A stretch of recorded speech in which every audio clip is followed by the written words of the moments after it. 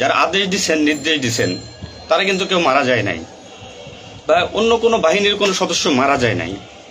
So এখানে একটা প্রশ্ন থেকে যাবে, পুলিশ কেন, পুলিশ কেন হয়? Police is so called. Police আজকে দেশের জাতীয় ভিলেন।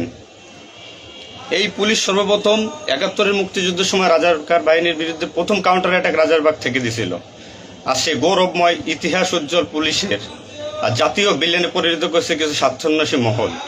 আমাদের পুলিশের কিছু স্বার্থবাদী পুলিশ কর্মকর্তারা, যারা বড় বড় চেয়ারে বসে, বড় বড় জায়গায় বসে আমাদেরকে ব্যবহার করে তাদের স্বার্থ উদ্ধার করছে। আজ এতগুলো মানুষ মারা গেছে। আমি একজন পুলিশ, এর বাইরে আমি একজন ছাত্র ছিলাম।